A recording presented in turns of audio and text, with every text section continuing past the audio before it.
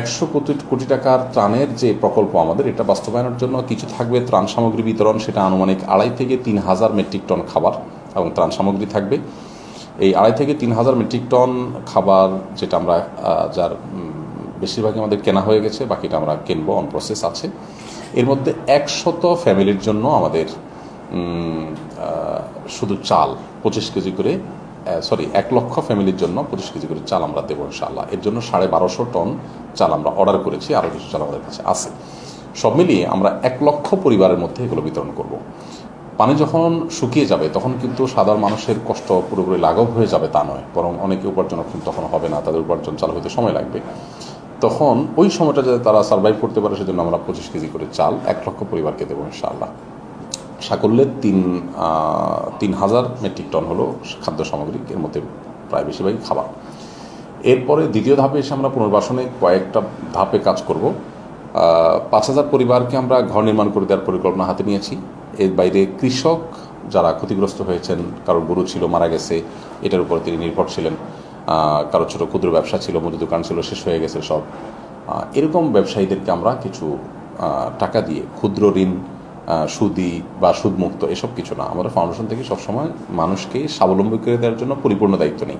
যে আপনার দোকানের মালামাল দিয়ে সাজাই দিচ্ছি, আপনি আগে থেকে দোকানদারি করতেন, এখন ক্ষতিগ্রস্ত হয়েছেন, স্ট্রাকচারটা দাঁড় করে দিলাম, আপনি আবার উপার্জন শুরু করে দেন। আমাদের এখানে কোনো সুদযুক্ত বা সুদমুক্ত কোনো ঋণ দিয়ে আমরা সহায়তা করি না সাধারণত। সো আমরা পরিপূর্ণ তাদেরকে অর্থ সহায়তা দিই, যার যার পেশার সাথে সংশ্লিষ্ট বিষয় তাকে আমরা উপার্জন কিনে দিয়ে হেল্প করব। এটা আসলে নির্ভর করবে আমাদের অ্যাবিলিটি কতটা থাকছে, কারণ এখানে নিডটা তো অনেক বেশি, হাজার হাজার মানুষের। তো আমরা সিলেটের বন্যায়, অর্থাৎ 2022 বন্যায় 1,000 কৃষককে আমরা 5,000 করে টাকা দিয়েছিলাম, আবার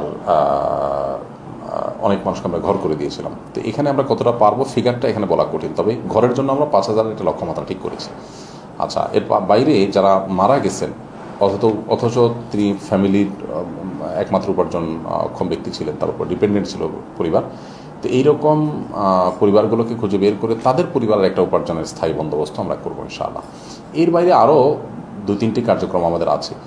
অনবরত শুধু বন্যা হতে থাকবে আর আমরা ত্রাণ দিতে থাকবো, এটা আসলে শুধুমাত্র এটুকুই আমাদের পরিতৃপ্তির জায়গা নয়। এই জন্য বন্যা যাতে না হয়, মাননীয় প্রধান উপদেষ্টা মহোদয় শুরুর দিকে বলেছিলেন যে বন্যা না হয় যেন সেই ব্যবস্থা, সেই বুদ্ধি আপনারা বের করেন বা সেই কার্যক্রম হাতে নেন। আমরা আসুনা ফাউন্ডেশন থেকে একটা পরিকল্পনা করেছি যে বন্যা যাতে না হয়, নিয়ন্ত্রণ করা যায়, সেজন্য খালগুলোকে পরিচ্ছন্নতার অভিযান আমরা সরকারের সাথে লিয়াজোগ করে, সরকারের অনুমোদন নিয়ে এবং তাদের সহযোগিতা নিয়ে আমরা আমাদের উদ্যোগে এটা করার চেষ্টা করব। কতটা পারবো আমরা জানি না, তবে এটা প্রয়োজনীয় একটা কাজ। আমি চৌমুহানি, নোয়াখালী, আপনার ফেনী রাস্তার ধার দিয়ে যে বিশাল বড় খাল চলে গেছে, আমি ছোটোবেলা থেকে দেখে আসছি, এই খালটা দখল হয়ে আছে, এটা ড্রেজিং হচ্ছে না, নাব্যতা হারিয়ে গেছে। যদি এটার আমরা সঠিকভাবে এটাকে পরিচ্ছন্ন এবং খালের যে প্রবাহ ঠিক রাখতে পারতাম, আজকে হয়তো যে পানিবন্দী মানুষ আছে তাদের লাঘব, কষ্ট কিছুটা হলেও লাঘব হতো।